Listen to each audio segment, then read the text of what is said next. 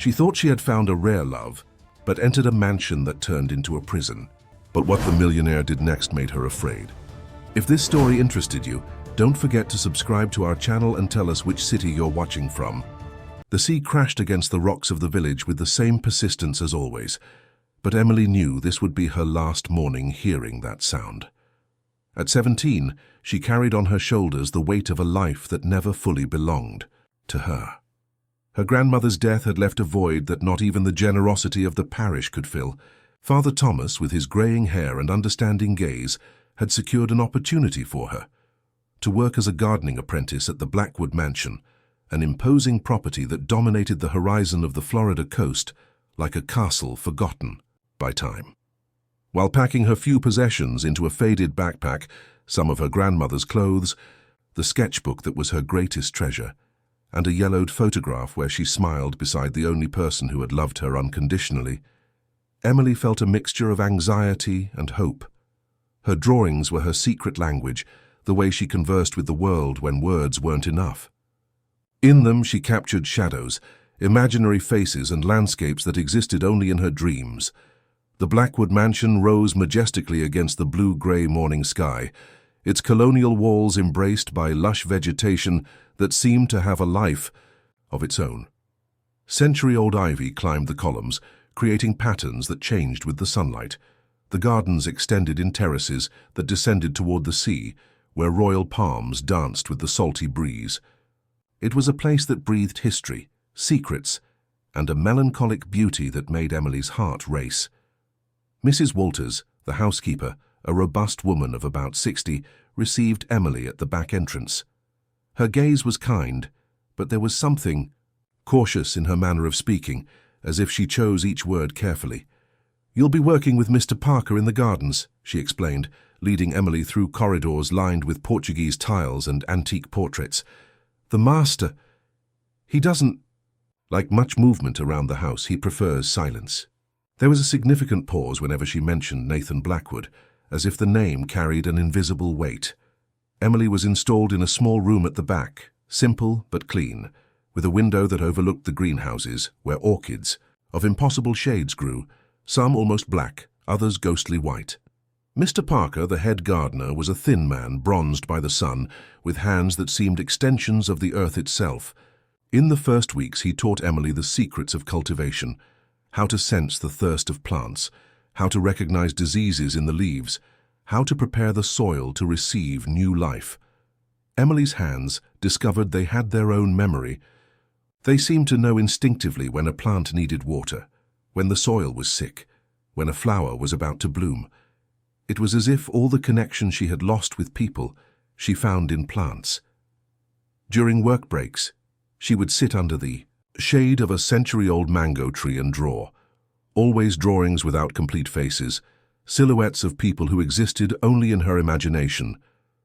It was on one of those afternoons, while watering the orchids in the main greenhouse, that Emily saw him for the first time.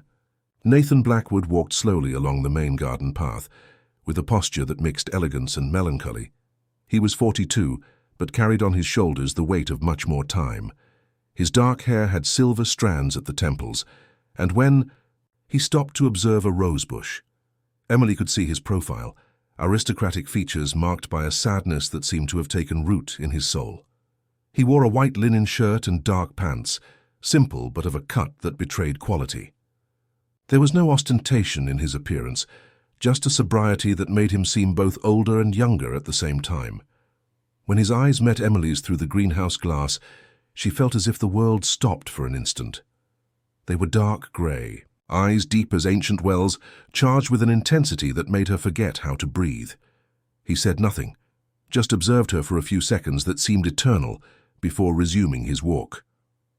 Emily stood there with water dripping from the hose onto the floor, feeling her heart beating erratically. That night, she tried to draw those eyes, but her hands trembled so much that the lines came out crooked, imprecise. It was as if something inside her knew that that exchange of glances had changed everything, even before she understood what it meant. The following days passed in a careful dance of furtive glances and silences loaded with meaning. Emily discovered that Nathan had a habit of walking through the gardens always in the late afternoon, when the sun began to paint the sky in orange tones. She unconsciously adjusted her work schedule to be in the greenhouses during that period, pretending total concentration on the orchids, while her eyes discreetly followed him. Nathan Blackwood was a man of few gestures, but each of his movements carried a natural elegance that Emily had never seen before. He frequently stopped to observe the plants, delicately touched the petals of flowers as if they were made of crystal, and sometimes remained motionless for long minutes, lost in thoughts that seemed to come from a very distant and painful place. It was on a Thursday when a fine rain began to fall, and Emily ran to take shelter in the begonia greenhouse that he appeared at the door. He was wet, with hair stuck to his forehead, and his transparent shirt clinging to his chest. "May I come in?" he asked, and his voice had a deep and melodious timbre that made Emily feel a shiver run down her spine. "Of course, sir," she answered, trying to control the nervousness that made her hands tremble. It was the first time they were alone in the same environment, and the air seemed to have become denser, loaded with attention that Emily couldn't name. He approached the plants, examining them with the eye of someone who truly understood the subject. "You have special hands," he said, observing how the begonias under Emily's care seemed more vibrant than the others. "Mr. Parker told me that the plants respond differently to your touch." Emily felt her face heat up. "My grandmother used to say I inherited that from her, that some people are born knowing how to talk to the earth." She immediately regretted having spoken so much. Mrs. Walters had made it clear that the master preferred silence, but Nathan smiled, a small, almost imperceptible smile, but one that completely transformed his expression. "Your grandmother was wise. And where did you learn to draw?" He had noticed the sketchbook that Emily always carried with her, left on a nearby bench. "On my own," she admitted, surprised that he had paid attention to this detail. "I've been drawing since I was a child. It's like it's my way of understanding the world." "May I see?" The question was asked with a delicacy that disarmed all of Emily's defenses. She picked up the sketchbook with trembling hands and handed it to him, anxiously observing as he leafed through the pages. Her drawings were good, she knew that, but she had never shown them to someone who clearly had access to true art, to culture, to refinement. Nathan examined each page with genuine attention. There were landscapes of the village where Emily had grown up, partial portraits of fishermen, studies of plants and flowers, and various attempts to capture human expressions, always incomplete faces, as if she were afraid to reveal too much about the people she drew. "You have talent," he said finally, returning the sketchbook. "True talent, but your drawings have a sadness, as if you were always observing life from a distance without participating in it." The words hit Emily like a punch to the stomach, because they were absolutely true. She had always been an observer, someone who stayed at the edges, who drew life instead of living it. "Maybe I don't know how to participate," she admitted in an almost inaudible voice. The rain had stopped, but neither of them moved to leave the greenhouse. Nathan came closer, and Emily could smell his skin, a mixture of expensive soap, a discreet perfume, and something that was purely masculine. "You are too young to have so much melancholy in your eyes," he said, and his hand rose as if to touch her face, but stopped in the air, trembling slightly. "And you are too young to carry so much sadness on your shoulders," Emily responded without thinking, and immediately was startled by her own boldness. But Nathan didn't seem offended. Instead, his eyes intensified, as if she had touched on something that no one else had dared to mention. "You know nothing about me," he said, but there was no aggression in his voice, just a melancholic observation. "I know that you play the piano at night," Emily said, surprising herself again. "I hear it from my window. It's always the same song, sad and beautiful, and I know that sometimes you stop in the middle, as if you can't finish it." Nathan was silent for a long moment, his eyes fixed on hers with an intensity that made Emily feel as if he were seeing through her soul. "It's Chopin," he said finally. "Nocturne in E-flat major. It was my wife's favorite song." The mention of his wife made something cold run through Emily's stomach. She knew from the whispers of the employees that there had been a wife who had disappeared years ago, but no one spoke clearly about the subject. Is she well?" she asked hesitantly. Nathan's expression closed instantly, like a door slamming shut. "She is no longer here," was all he said, and Emily understood that she had crossed an invisible line. He headed for the exit of the greenhouse, but before leaving he turned around once more. "Emily," he said, pronouncing her name for the first time, and the sound of his voice saying those two syllables made something stir deeply inside her. "Keep drawing, but start drawing complete faces. Life deserves to be seen in its entirety." Nathan's words echoed in Emily's mind for days. She began to draw obsessively, trying to capture complete faces, but her hands seemed to have developed their own resistance. It was as if something inside her knew that seeing people whole with all their secrets and vulnerabilities exposed was too dangerous. The nights became her most anticipated and most feared moment. Punctually at 10 o'clock, the sound of the piano began to echo through the mansion. Emily would press her ear to the window of her little room and close her eyes, letting Chopin's notes envelop her like a melancholic embrace. Nathan played with impeccable technique, but there was something desperate in his interpretation, as if each note were an unshed tear. One night, the music stopped abruptly in the middle of a particularly intense musical phrase. Emily waited, heart racing, but there was only silence. Without thinking of the consequences, she put on a coat over her nightgown and left her room, walking barefoot through the dimly lit corridors of the mansion. She had never explored the house beyond the service areas, but something pulled her toward the sound, or the absence of it. She found the music room following an instinct she didn't know she possessed. The door was ajar, and a golden light escaped through the crack. Emily peeked cautiously and saw Nathan sitting at the piano, his head in his hands, his shoulders curved in a posture of complete defeat. The grand piano dominated the elegant room, surrounded by shelves filled with sheet music and some paintings that Emily couldn't distinguish in the half-light. "Can't finish it?" she asked softly, gently pushing the door. Nathan raised his head quickly, but didn't seem surprised to see her. It was as if somehow he knew she would come. "You should be sleeping," he said, but his voice carried no reproach, just a kind of infinite weariness. "And so should you," Emily replied, entering the room with hesitant steps. Up close, she could see that he was wearing only a dark t-shirt and pants, his feet bare like hers. There was something intimate and vulnerable in this informality that made her heart race. "I don't sleep very well lately," he admitted, passing his fingers over the keys without producing sound. "Actually, I haven't slept well for a long time." Emily approached the piano, fascinated by the beauty of the instrument and by the lost expression on Nathan's face. "May I sit?" she asked, indicating the bench beside him. He hesitated for a moment, then made room for her. The bench was narrow, and when Emily sat down, their bodies were inevitably close. She could feel the heat emanating from him, the smell of his skin, the tension that vibrated in the air between them. "Why do you always stop at the same part?" she asked, observing the sheet music scattered over the piano. Nathan was silent, for so long that Emily thought he wouldn't answer. Finally, his fingers found the keys and he played a few chords, exactly the chords where he always stopped.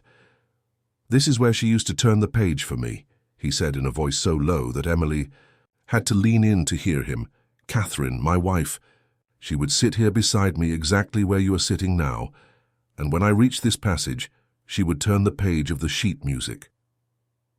Emily felt a tightness in her chest, a mixture of compassion and something like jealousy, a feeling she had no right to feel. "What happened to her?" she asked gently. Nathan's fingers stopped over the keys.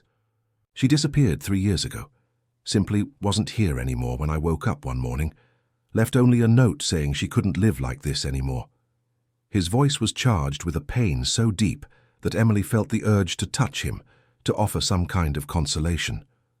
"Like what?" she insisted, knowing she was stepping on dangerous ground. Nathan turned to look at her, and in the golden light of the lamp, Emily could see unshed tears shining in his eyes. "She said I loved her too much, that my love was suffocating, possessive, that she felt like a butterfly trapped in a glass dome." He laughed bitterly. Maybe she was right. Did you look for her? For months. I hired private detectives, offered rewards, searched every corner of this region. Nothing. It's as if she simply ceased to exist. His fingers returned to the keys, playing the same melancholic chords. At first I had hope. I thought she would come back, that she would realize we had something special. But the months passed, then the years, and you never managed to turn the page, Emily completed, finally understanding the metaphor. Nathan looked at her with an intensity that made Emily feel as if she were being seen for the first time in her life. You are very young to understand these things, he said, but there was something different in his voice, a note of discovery. Maybe I'm too young for many things, Emily replied, feeling a courage that she didn't know where it came from. But I'm not too young to recognize pain when I see it, and I'm not too young to want to help. Before she could think about what she was doing, Emily raised her hand and gently touched Nathan's face, her fingers tracing the line of his jaw. He closed his eyes at the contact as if that simple touch were simultaneously the most necessary and most dangerous thing in the world. Emily, he whispered her name like a prayer or a warning. May I try? She asked, indicating the sheet music. May I try to turn the page for you? Nathan opened his eyes and looked at her for a long moment, as if he were making a decision that would change everything. Finally, he nodded. He placed his fingers on the keys and began to play from the beginning. Emily watched attentively, memorizing the rhythm, the cadence, waiting for the crucial moment. When they reached the passage where he always stopped, Emily gently extended her hand and turned the page.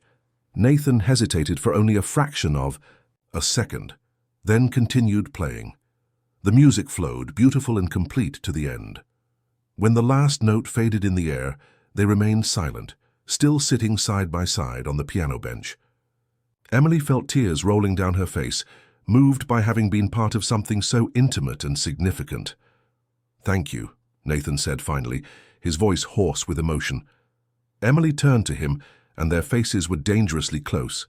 She could see every eyelash, every line of expression, every nuance of color in his dark gray eyes. The air between them seemed electrified, charged with possibilities and dangers.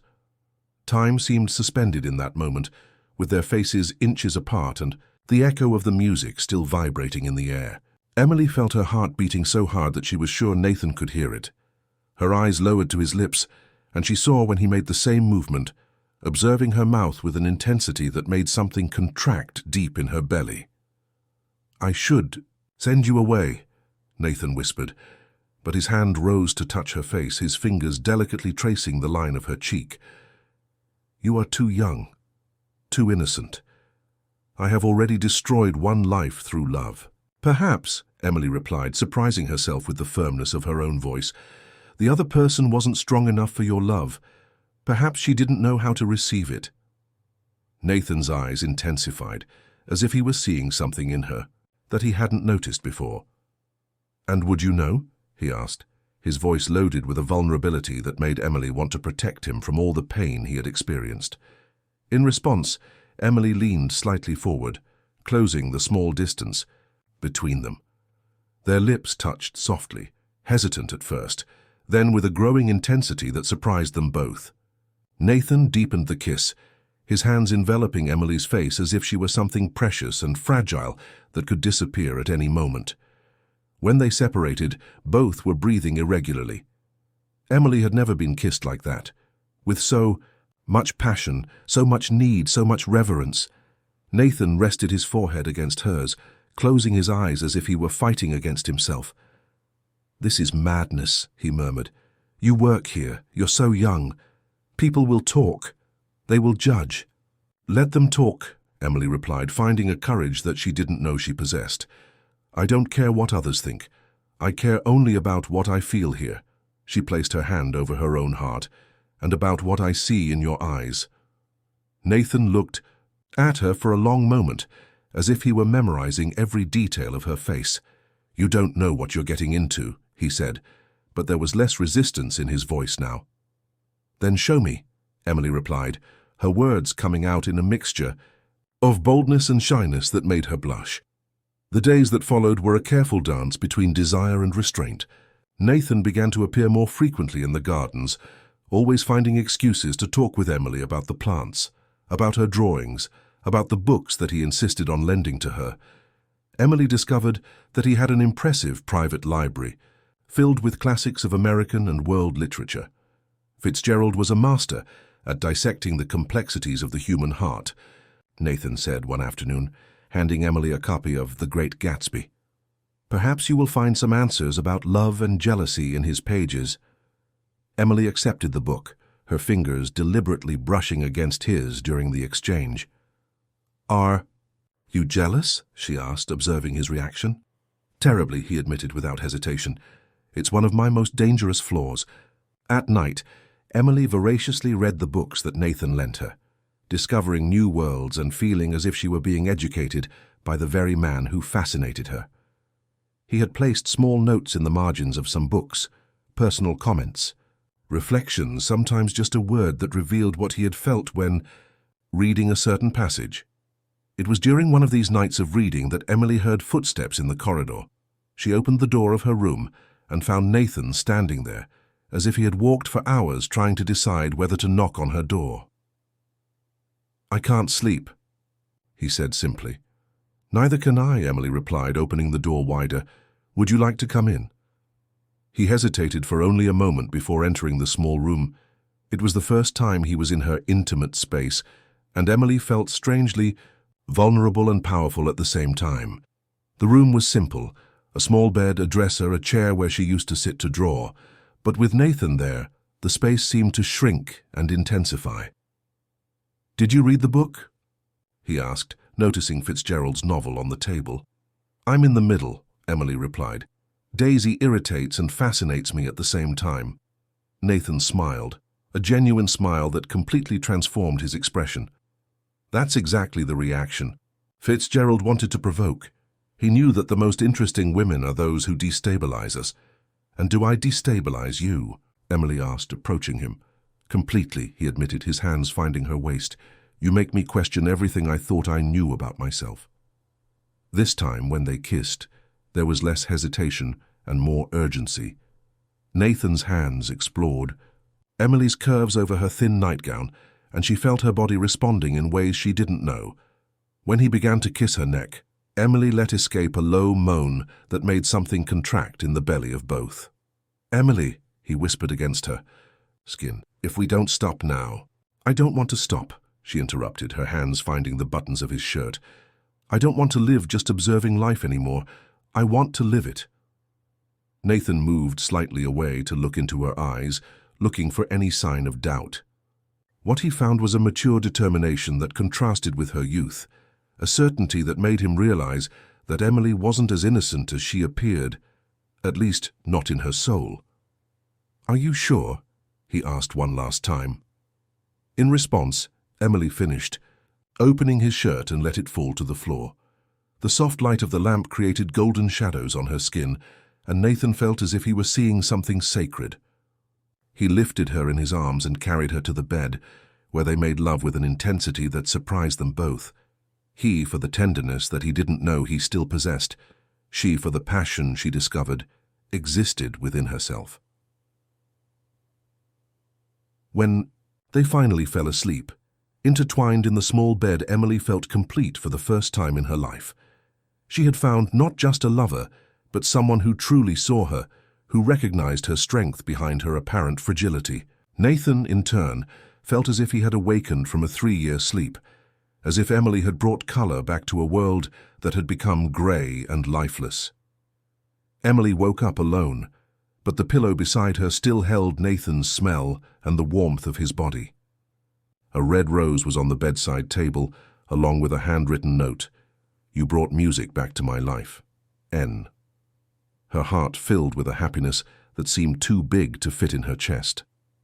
The following days were like living in two parallel worlds. During the day, Emily continued her normal activities in the gardens, but now each gesture, each word exchanged with Nathan when they met casually, carried the delicious weight of their secret intimacy. He looked at her in a way that made her skin tingle, as if he were remembering every touch, every whisper from the night before.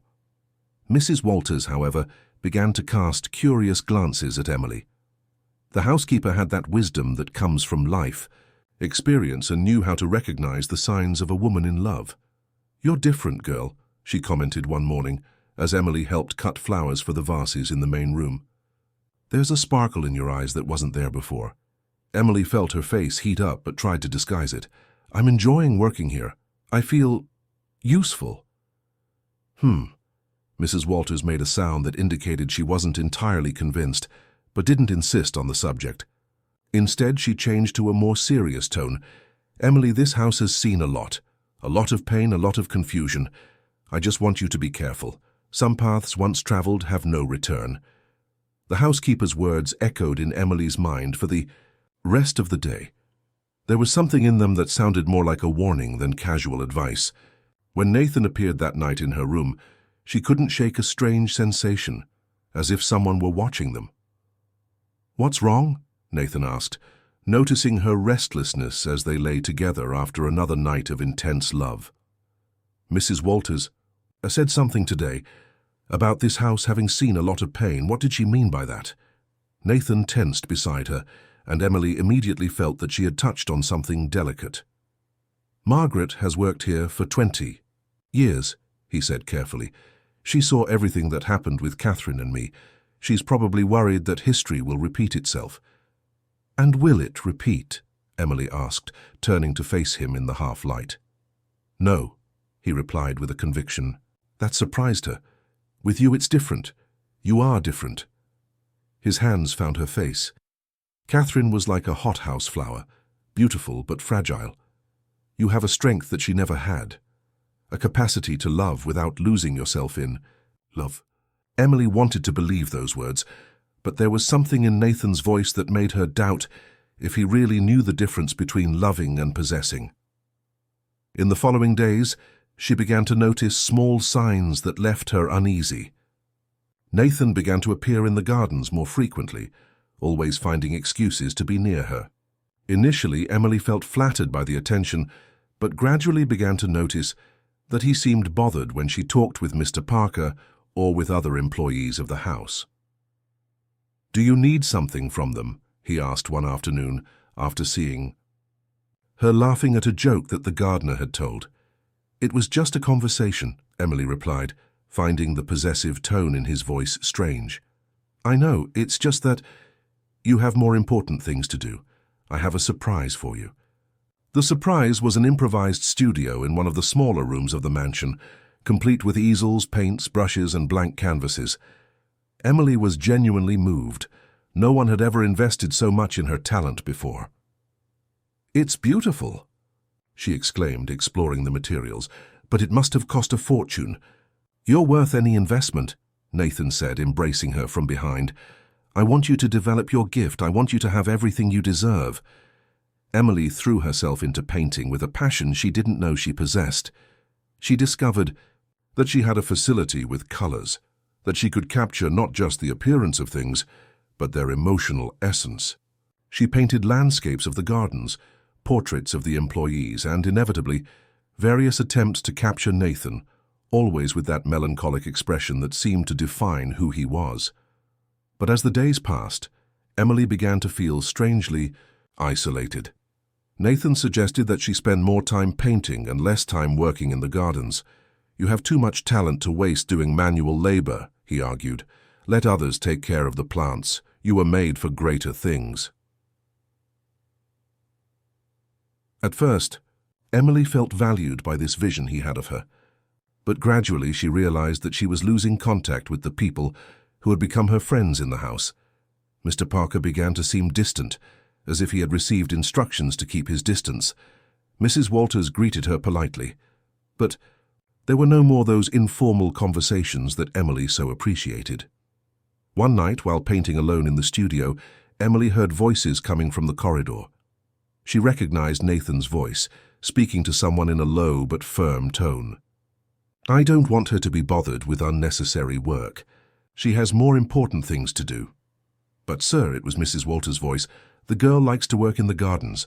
It's good for her to have contact with other people, to keep her feet on the ground." "I know what's best for Emily, Nathan," interrupted, and there was a coldness in his voice that Emily had never heard before. "She is special, has a gift that needs to be protected and cultivated.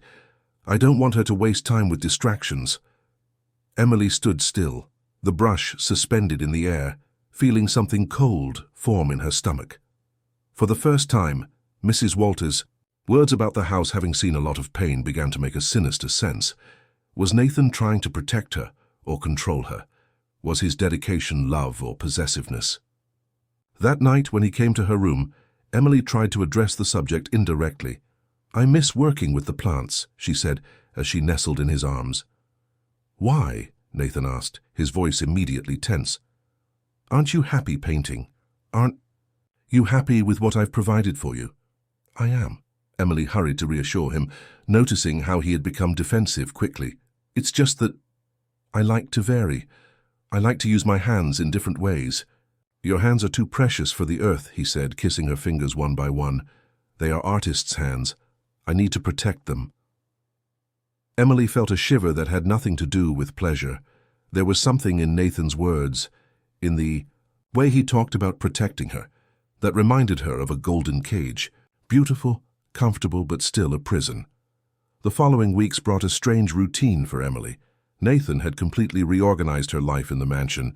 She now spent mornings painting in the studio, afternoons reading the books he carefully selected for her, and nights in his arms. It was a life of privileges that anyone of her social origin would envy.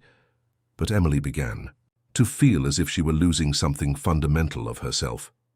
"You don't seem happy," Nathan observed one afternoon, finding her standing before a blank canvas, the brush motionless in her hand. "Is something bothering you?" Emily hesitated before answering. In recent days, she had noticed that any manifestation of discontent on her part left Nathan visibly disturbed, almost desperate to correct whatever was wrong. "Sometimes I feel as if I'm losing touch with who I really am," she said carefully. Nathan's eyes intensified, that familiar expression of someone fighting against internal demons. "You are becoming who you were always destined to be, an artist, a cultivated woman, not a simple gardener." "But I liked being a gardener," Emily insisted, feeling a courage grow inside her.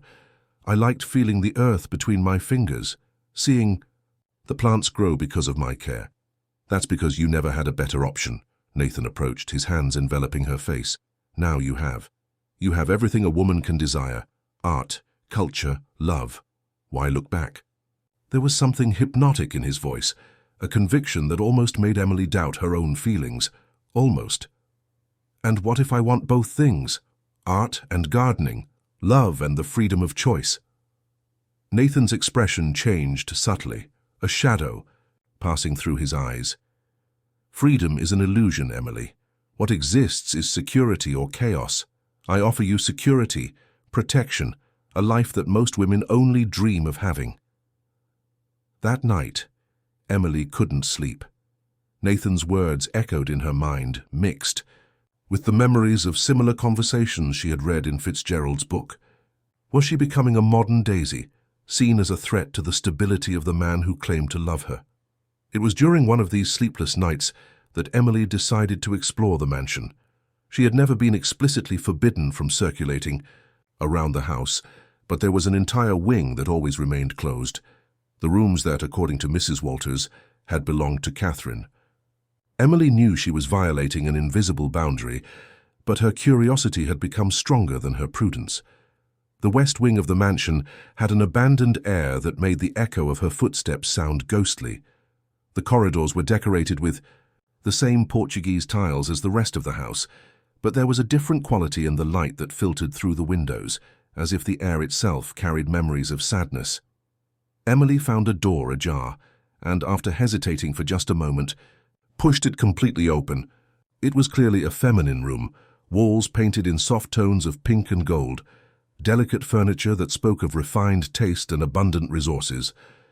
But there was something disturbing in the way everything was preserved, as if the person who had lived there could return at any moment.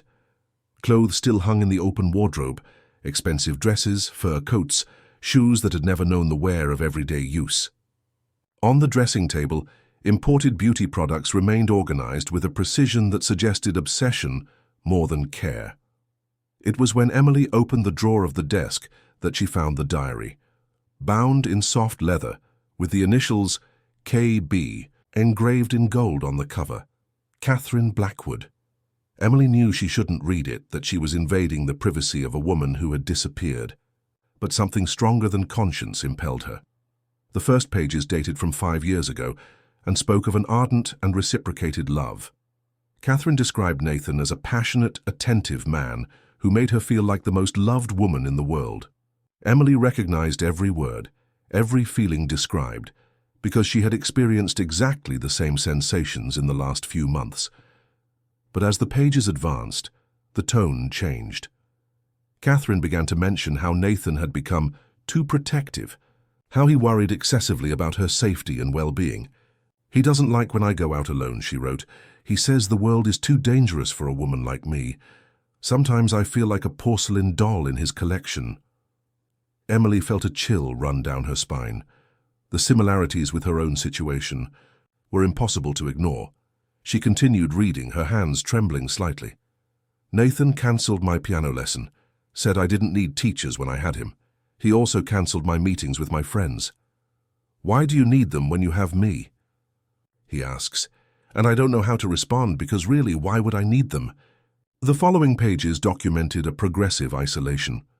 Catherine described how she had lost contact with friends, how she had abandoned hobbies she loved, how her life had become entirely centered on Nathan and his desires for her. Today he suggested I stop painting, said my art made him uneasy, that there was too much darkness in my paintings. But how can I paint only light when I feel increasingly in the shadow? Emily had to stop reading for a moment, her hands trembling. Violently, it was as if she were reading her own story written in the future. The last entry in the diary was from just 3 years ago. "I can't anymore. He says he loves me, and perhaps he does, but it's a love that devours. I feel as if I were disappearing, as if Catherine were dying one piece at a time. He has created a version of me that exists only for him, and I no longer know where this creation ends and where I begin. I need to get out of here before there's nothing left of me to save." Emily closed the diary with trembling hands, her heart beating erratically. Suddenly, Mrs. Walter's words made perfect sense. The housekeeper wasn't just concerned with gossip or social propriety, she was trying to protect Emily from the same fate that had consumed Catherine. A sound of footsteps in the corridor made Emily freeze. Quickly, she put the diary back in the drawer and left the room, carefully closing the door. She managed to return to her own room without being seen, but spent the rest of the night awake, Catherine's words echoing in her mind, like a warning from beyond. For the first time since she had arrived at the mansion, Emily felt fear. Not physical fear, but something much worse, the fear of losing herself so gradually that she hadn't even noticed.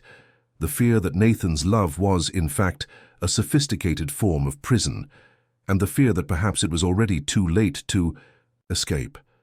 The following days were tortuous for Emily. Each loving gesture from Nathan, each sweet word, each unexpected gift, now carried the dark weight of the discoveries in Catherine's diary. She tried to behave normally, but Nathan had a keen sensitivity to changes in her mood, and it didn't take long for him to notice that something was different. "You're distant," he observed one night as they dined on the small private terrace that he had ordered prepared especially for their meetings. The table was set with crystal and silver, fresh flowers perfumed the air, and candles created a romantic atmosphere that should have filled Emily with happiness. Instead, she felt as if she were playing a role in a play whose ending she didn't. "No, I'm just tired," Emily lied, forcing a smile. Nathan leaned forward, his dark gray eyes studying every nuance of her expression. "You were never good at lying. It's one of the things I love most about you, your transparency, your inability to dissimulate." The irony of the words hit her like a punch. Emily was becoming exactly the opposite of what he said he loved. She was learning to hide, to lie, to act, and all because of the growing fear she felt towards him. "Maybe I'm changing," she said, testing his reaction. Nathan's expression changed instantly, a shadow passing through his eyes. Changing how? In what sense? I don't know. Sometimes I feel as if I were losing pieces of myself, as if the Emily who was before were disappearing. Nathan rose from his chair and approached her, kneeling beside her chair and taking her hands. My love, you aren't losing anything. You're gaining, you're becoming the incredible woman you always had the potential to be. And if I don't want to become that woman, Emily asked, finding a desperate courage, and if I want to continue being simply me? Nathan's fingers tightened around her hands, not enough to hurt, but enough for her to feel the intensity of his reaction. You don't know what you're saying. You're confused, scared of the changes. It's natural. Catherine went through the same process. The mention of Catherine made Emily's blood freeze. You talked about this with her? About her becoming a different person? Nathan was silent for a moment too long. When he finally spoke, his voice had a distant quality, as if he were revisiting painful memories. Catherine was complicated. She resisted love, fought against the happiness I wanted to give her. In the end, that resistance destroyed her. Destroyed how? Emily pressed, her heart beating rapidly. She began to have strange ideas. Said I was trying to control her, when all I wanted was to protect her. She became paranoid, depressed, started to see enemies where there was only love. Emily felt as if she were at a crucial crossroads. She could accept Nathan's version, assume that Catherine had been an unstable woman who didn't know how to value the love she received, or she could trust what she had read in the diary, in Catherine's own voice telling a very different story. Where is she now? She asked, carefully, observing Nathan's reaction. He moved away from her, returning to his chair with tense movements. I've already told you, she disappeared. Left a letter saying she couldn't live like this anymore and simply was gone. May I see the letter?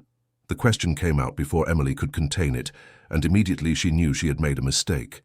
Nathan's expression closed completely, his eyes becoming hard as stone. Why would you want to see that? Why this sudden curiosity about Catherine? Emily tried to back away, but it was too late. I just wanted to understand better what happened, so as not to make the same mistakes. The same mistakes, Nathan repeated slowly, as if the words had a bitter taste. Are you comparing our situation with my relationship with Catherine? No, Are you thinking that I am some kind of monster, that Catherine was an innocent victim of my whims? Nathan's voice was rising in tone, a cold anger spreading through his words. Emily had never seen him like this, and the fear that had been growing inside her intensified. Of course not, she hurried to say.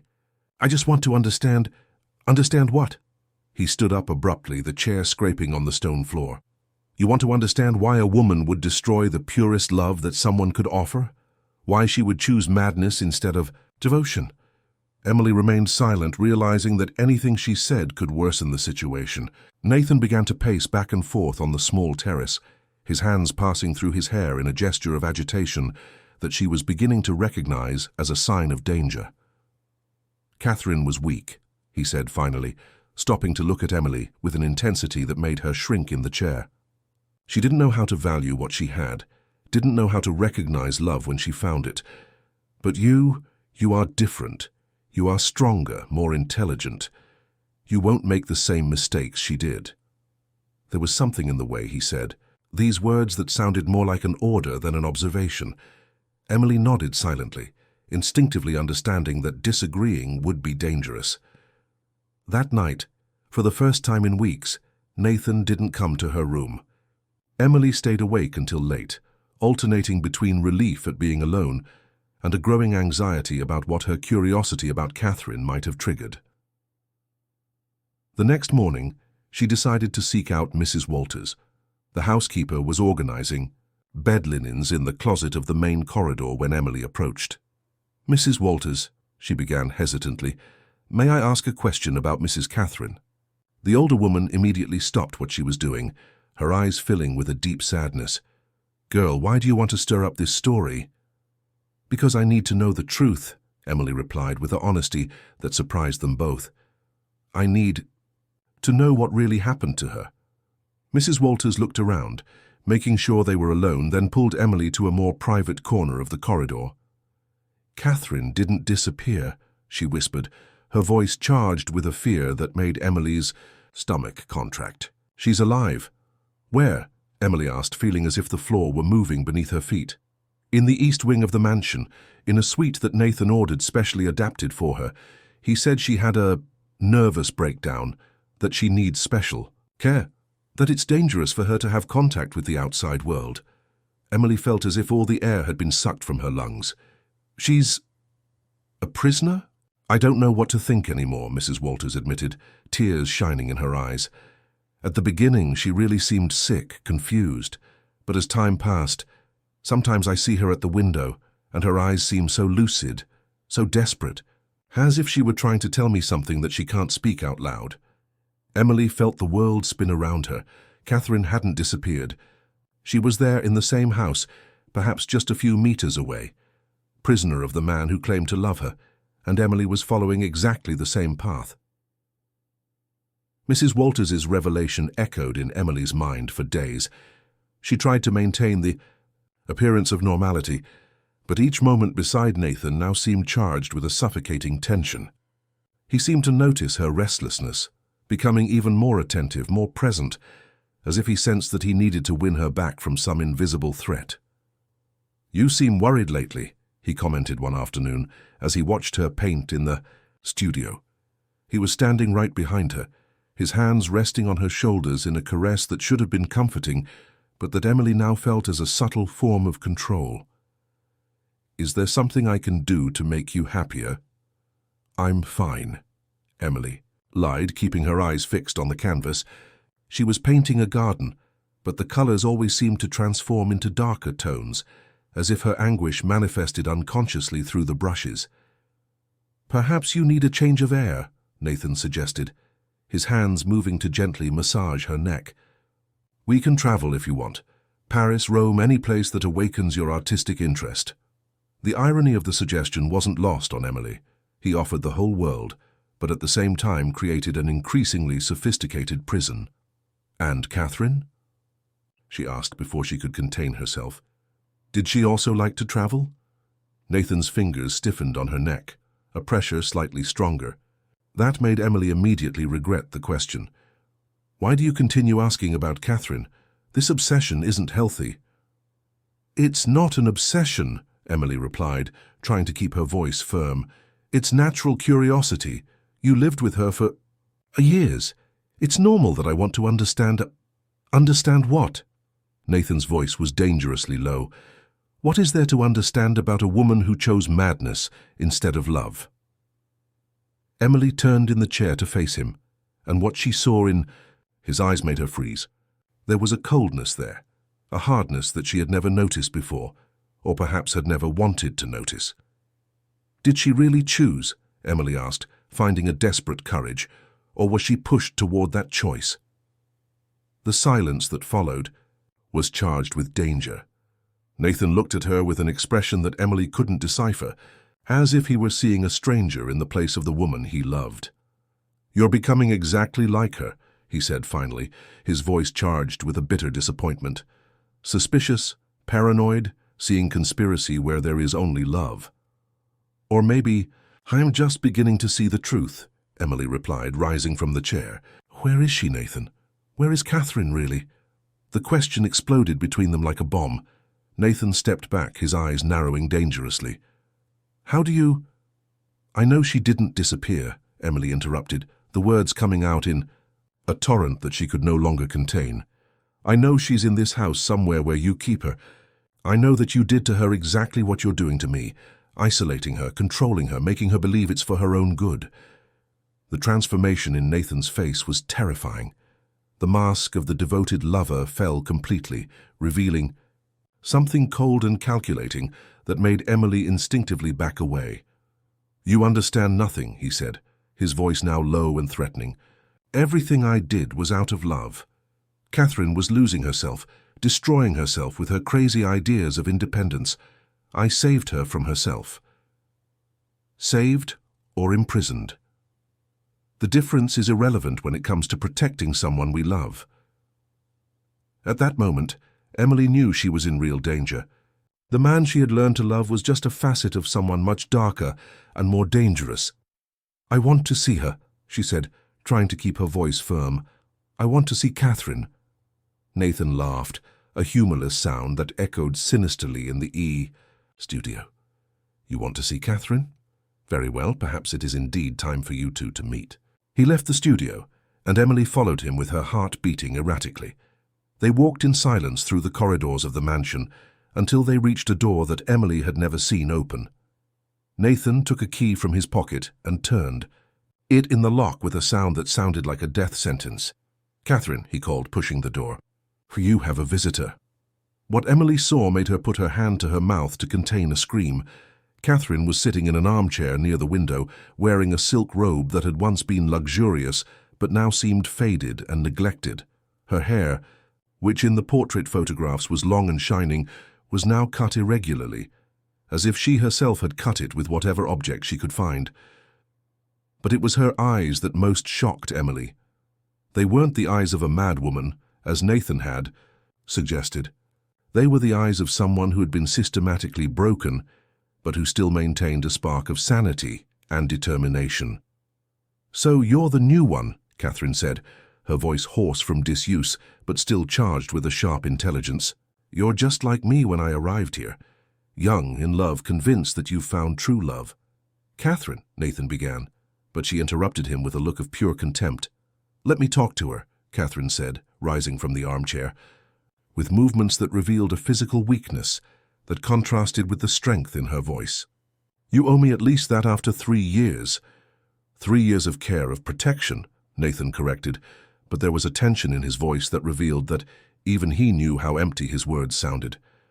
Catherine approached Emily, and she could see the marks that isolation had left, the unnatural paleness, the atrophied muscles from lack of exercise, but mainly the deep sadness that emanated from every pore.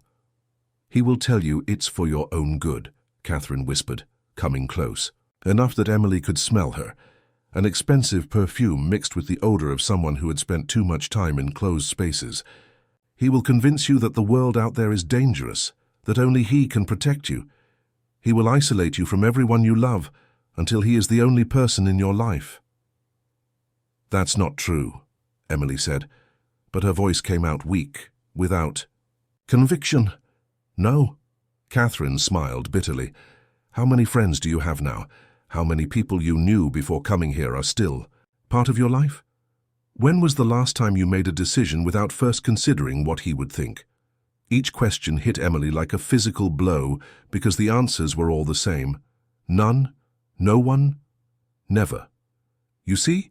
Catherine continued, her eyes filling with tears. "He is a master at making this seem like love. He's an artist of emotional manipulation, and when you finally realize what's happening, it's already too late. You're already so broken, so dependent, that you can no longer imagine a life without him."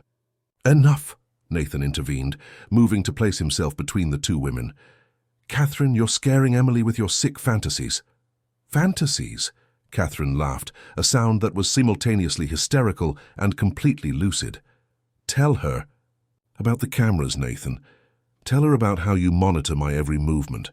Tell her about the sedatives you put in my food when you consider I'm getting too agitated." Emily looked at Nathan, searching for a denial, an explanation that would make all of this make sense in a less terrible way. But what she saw in his eyes was confirmation. He didn't deny anything. He simply stood there, observing her with an expression that mixed sick love with implacable determination. "Now you know," he said finally. "Now you understand how far I'm capable of going for love. The question is, will you learn from Catherine's example, or will you repeat the same mistakes that brought her here?" Nathan's question hung in the air like a sentence. Emily looked at Catherine, then at him, feeling as if she was standing on the edge of a precipice where each choice led to destruction. The raw truth was before her. The man she had fallen in love with was a sophisticated emotional predator, capable of transforming love into prison with a terrifying mastery. "You won't keep me here," Emily said, finding a strength she didn't know she possessed. I'm not Catherine. I won't let myself be broken. The smile that spread across Nathan's face was cold as ice.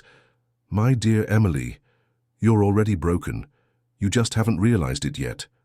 He approached her with calculated movements, like a predator, circling its prey. Where will you go? Back to that miserable village? To do what? You have nothing. You are nothing without me.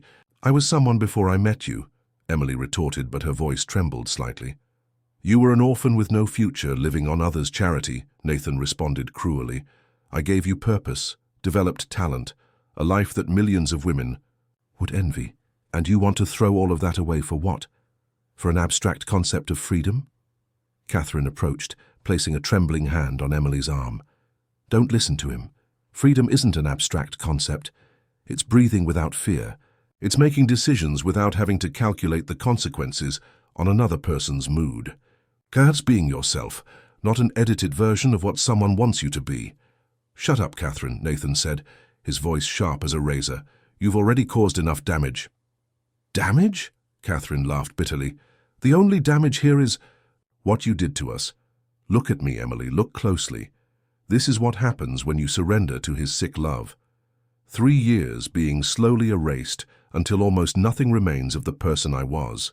Emily observed Catherine, the paleness, the trembling of her hands, the way she involuntarily shrank whenever Nathan moved, but she also saw something else, a fierce determination burning behind the apparent fragility.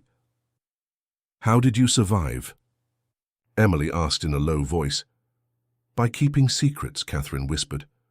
By pretending to be more broken than I really was. He relaxes his vigilance when he believes he has completely won. Nathan watched the exchange between them with an increasingly somber expression.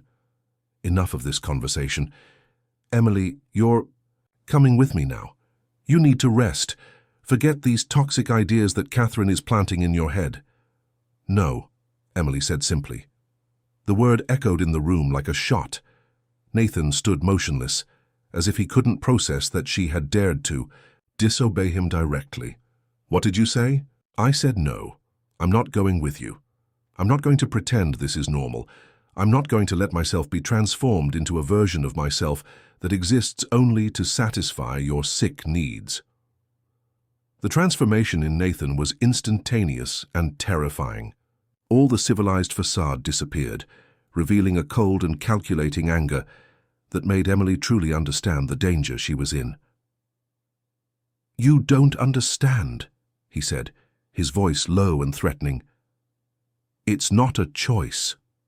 You're going to stay here because I can't let you go. I can't risk you hurting yourself out there or finding someone who will take you away from me. Did you hear that? Catherine addressed Emily. It's not about protection. It's about possession. He can't bear the idea that we might exist independently of him. Nathan moved quickly, grabbing Emily by the arm with enough force to leave marks. You're going to your room now. You're going to think about everything I've given you, everything I've given up for you, and you're going to stop this childish rebellion. Let go of me, Emily said, trying to free herself. Not until you understand that this is for your own good. It was then that Emily realized she had reached the moment of truth. Either she submitted now, accepted the fate of becoming another, Catherine, or she fought with all the strength she still possessed. Catherine, she said, keeping her voice firm despite the fear. You know this house better than anyone. Is there any way to get out of here without being seen? Catherine looked at Emily with an expression of surprise and growing admiration. There's a tunnel, she whispered quickly, in the basement, behind the wine cellar. It was built during the colonial era as an escape route. It leads directly to the beach. Have you both gone mad? Nathan tightened his grip on Emily's arm even more. No one is leaving here. Emily, you're going to your room now, and Catherine is going back to hers. I need to think about how to handle this situation. How long have you been planning this? Emily asked, looking directly into his eyes. Since the first day, since the first look in the gardens. Nathan hesitated for a moment, and in that hesitation Emily saw confirmation of her worst fears. Everything had been calculated from the beginning. Her hiring, the gradual isolation, even the construction of the studio. She had been chosen as prey from the moment she stepped into the mansion. You don't understand, he said finally. Everything I did was because of the love I feel for you, a pure, absolute love that transcends petty social conventions. This isn't love, Emily replied, her voice gaining strength with each word. It's obsession, it's sickness, and I'm not going to spend the rest of my life being a victim of it. With a sudden movement that surprised Nathan, Emily freed herself from his arm and ran toward the door. He tried to follow her, but Catherine threw herself between them, using her own body as a barrier. "Run!" Catherine shouted. "Run now!" Emily hesitated for a fraction of a second, looking at the woman who had sacrificed any chance of escape to give her an opportunity. "I'll come back for you," she promised. "No," Catherine smiled through the tears. "Live. Live for us both." Emily ran through the corridors of the mansion, hearing behind her Nathan's shouts and the sound of struggle coming from Catherine's room. Her bare feet barely touched the marble floor as she ran toward the basement, praying that she would find the tunnel before Nathan caught up with her. Behind her, she could hear his voice echoing through the corridors. "Emily, come back here. You don't understand what you're doing. You're making a terrible mistake." But for the first time in months, Emily was absolutely certain that she was doing the right thing. She was fighting for her life, for her sanity, for her right to exist as a whole person, and not as a porcelain doll in the collection of a sick man. The basement was dark and damp, but Emily managed to find the wine cellar, and behind it, a small wooden door that seemed not to have been opened for decades. With trembling hands, she managed to open it, revealing a narrow tunnel that smelled of sea and freedom. Without looking back, Emily crawled through the tunnel toward the sound of the waves, knowing that each meter took her away from the man who had almost destroyed her soul, and closer to a chance to rebuild her life. Emily emerged from the tunnel onto the beach like a person being cast back from the sea, breathless, trembling, but alive. The full moon illuminated the waves breaking on the sand, and for the first time in months, she breathed air that didn't taste of the mansion, of control, of fear. Her hands were bleeding from scratches against the stones of the tunnel, but the physical pain was almost welcome after the emotional agony she had experienced. Iggy knew she didn't have much time. Nathan would discover the tunnel and come after her. She ran along the beach until she found the road that led to the village, where she managed to stop a truck that took her to Miami. During the 3-hour journey, Emily remained silent, processing everything that had happened, planning the next steps. Her first stop was at the police station. The sheriff, a middle-aged man with tired but kind eyes, listened to her story with growing skepticism until she mentioned Catherine. His expression changed immediately. "The missing wife of the Blackwoods," he murmured. "There was an investigation 3 years ago, but we never found evidence of a crime." "Because she never disappeared," Emily explained, describing in detail the location of the room where Catherine was being kept. "He keeps her prisoner, feeds her sedatives, convinced everyone that she's crazy." The sheriff made some calls, and within 2 hours an operation was being mounted. Emily insisted on accompanying the team back to the mansion, despite protests about her safety. When they arrived at the property, they found Nathan in the garden, sitting calmly in a wrought-iron chair, as if he were waiting for them. He offered no resistance when he was arrested, just looked at Emily with an expression of deep disappointment. "You destroyed everything we built together," he said, as the handcuffs were placed on his wrists. "Threw away the opportunity of a perfect life." "It wasn't a life," Emily replied, meeting him face to face for the last time. "It was an existence. There's a difference." Catherine was found exactly where Emily had said she would be, sedated but alive. When the paramedics brought her out of the mansion on a stretcher, she managed to hold Emily's hand. "Thank you," she whispered, her words almost inaudible. "You did what I never had the courage to do." "No," Emily replied, squeezing her hand. "You gave me courage. You saved my life by showing me what I could become." The following months were difficult. Emily had to testify several times, relive the traumas, repeatedly explain how she had been manipulated. Nathan hired expensive lawyers who tried to discredit her testimony, suggesting that she had been a willing accomplice and now sought revenge for having been rejected. But the evidence was irrefutable. Catherine's diary, the cameras found in Her room, the medications without prescription, and mainly the testimony of the two women who had lived under his control. Nathan was sentenced to 15 years in prison for unlawful imprisonment, bodily harm, and a series of other crimes. Catherine recovered slowly. The years of isolation and forced medication had taken a high toll, but she had an inner strength that had been only dormant, never broken. The two women became close friends, united by their shared experience and the mutual understanding that they had survived. Emily returned to the village where she had grown up, but not as the orphan without prospects who had left. She carried with her not only the artistic skills she had developed, but also an inner strength forged in adversity. She established a small studio in a rented house near the beach and began to paint again. This time, complete portraits, entire faces, people in all their human complexity. Her paintings had a quality that attracted attention. There was an emotional intensity in them, a deep understanding of human nature that came from someone who had looked directly into the abyss and chosen not to fall into it. Soon she had commissions from all over the region, and her reputation as an artist began to grow. 2 years after the escape, Emily was finishing a portrait of a local family when she heard a knock at the door. She opened it to find a man of about 30, with gentle eyes and a hesitant smile. "Are you Emily?" he asked. "My name is Alex. I'm a doctor at the Miami hospital. Catherine Blackwood told me about you." Emily invited him in, curious. Alex explained that he had treated Catherine during her recovery and that he had become her friend. "She showed me some of your paintings," he said, observing the canvases scattered around the studio. "They're extraordinary. There's an honesty in them that is rare." "Catherine has always been a good friend," Emily replied, preparing coffee. "She told me your story," Alex said carefully, "about what you went through. I must say I admire your courage." Emily observed the man before her. There was something genuinely respectful in his manner of speaking, a complete absence of the possessive intensity that she had learned to recognize as a sign of danger. "Why are you here?" she asked directly. Alex smiled, a little embarrassed. "Honestly, because Catherine said I should meet you. Said you were one of the strongest people she knew and that I would be a fool if I didn't at least try a conversation." Emily laughed, a genuine sound that hadn't come from her throat for a long time.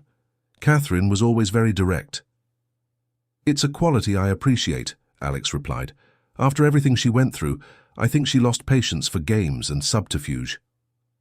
They talked for hours. Alex spoke about his work at the hospital, about his passion for helping people in vulnerable situations.